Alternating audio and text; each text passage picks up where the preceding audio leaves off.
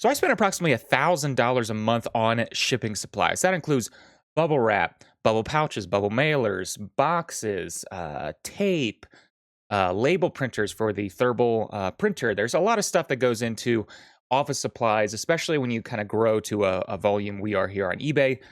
And occasionally you have to look at that, and I haven't done that for a long time. I should have been doing this years ago. Now, I'm probably going to be looking at other things now that I've done this.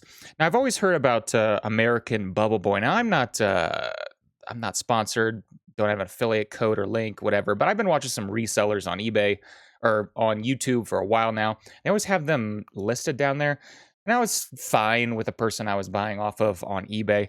But I decided to just give them a try because spending $1,000. I mean, you're talking 12,000, probably a little bit more once you talk about other things that break down, during the year, like the thermal printer might break down, or you might have to buy some other like bigger office supplies like computers or dongles that go on the computers or monitors or whatever it is. So it's a pretty large expense once you get to act to the the end of the year and look back at it. But as you see with the picture here, this is so the top bubble mailer. These are exactly the same sizes. Okay, they're both 700 yards or 700 feet. I think it might be 700 feet. All 12 by 12 squares, so it's the same height. It might not by the angle look like the same height, but it's the same height. But as you can tell, the bottom is much, much larger, considering they don't have the air loss there with the actual bubbles. And, I have noticed that there are certain higher quality, but and I know this is riveting content, but with talking about bubbles, but I'm going to talk about a little bit in a bit about something else to do with the title of this YouTube video, and maybe people liking to click on drama, as I'm sure this YouTube video might get a little more click-through rate versus other videos, and talk about that just for a minute. But yeah, look at your stuff. Even if stuff is working and you don't really want to have the time to research, it might be worth it. Even if you're at a smaller scale, just check what you're doing. Because there's so many things that, like I said, that go into this. There's all the bubble stuff. There's all the boxes. There's all the tape. There's all the box cutters. There's post-it notes and labels, and there's a whole lot of stuff. And not everything's created equal. There might be stuff like when we unpack boxes, there'll be certain like bubble wrap that'll be like, man, stuff's nice. Like it's actually it seems bigger, even though it's the same size. I could use one less, piece of it that goes when I ship stuff, which will save money and time, and this is the same price as the other stuff.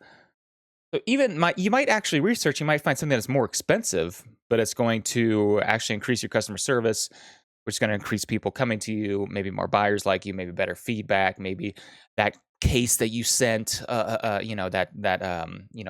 slab that you sent won't get cracked, which will save you, maybe that card costs you $150, and that's so many more, things of bubble wrap that you could have saved on, along with that headache.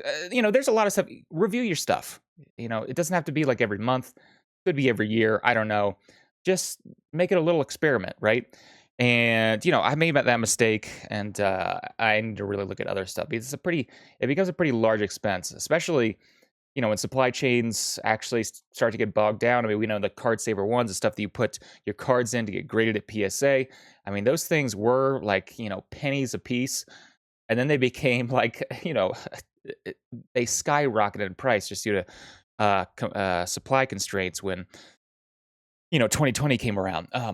Yeah, do an inventory and look at that. I know it's boring, but it's something that you really have to look at. Even if you're a smaller scale and it's going to only save you a few dollars, what's some few more dollars in your pocket, right? And being able to, help out with that.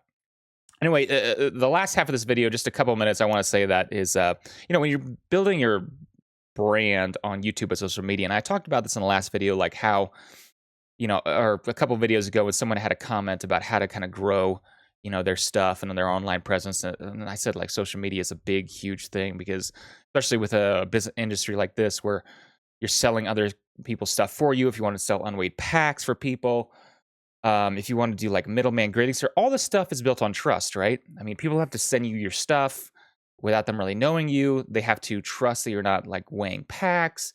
There's a lot of stuff that goes into it that's built off trust.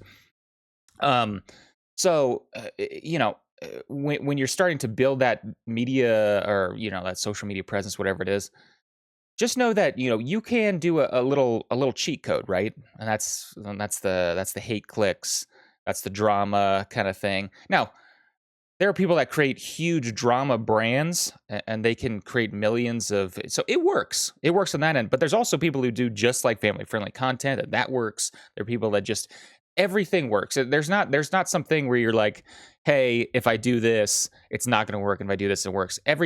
If you're entertaining in any way, and you have some kind of and you can create some kind of value, not just entertaining, maybe just information based, you will get a following, no matter what. It's just going to happen.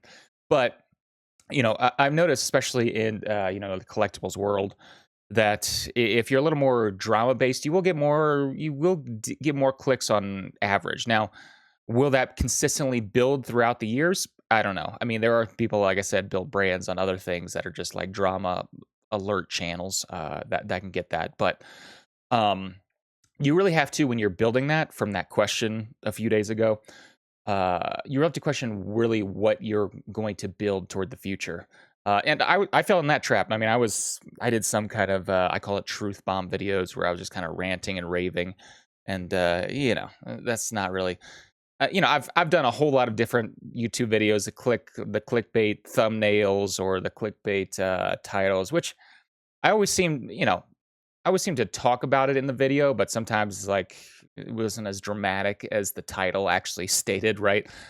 So there are some hacks that you can do, hacks as in quick, short-term views, but at the same time, when you're kind of building your brand, you got to realize, hey, if I want to build long-term growth, what are people going to want?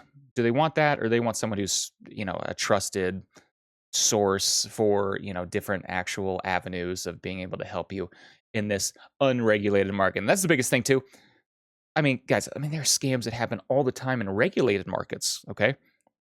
Like the stock market, and all these like deep dark pools, and there's all this weird stuff that happens, in regulated markets. It's the Wild West out here in the collectibles world, right? It's unregulated.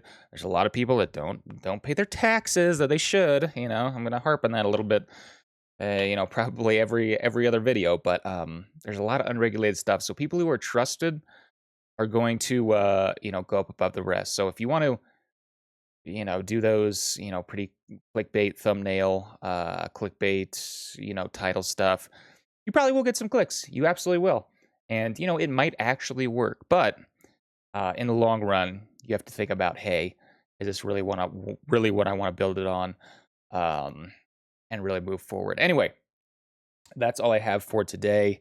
Yes, look at all your shipping supplies. Don't be a loser like me.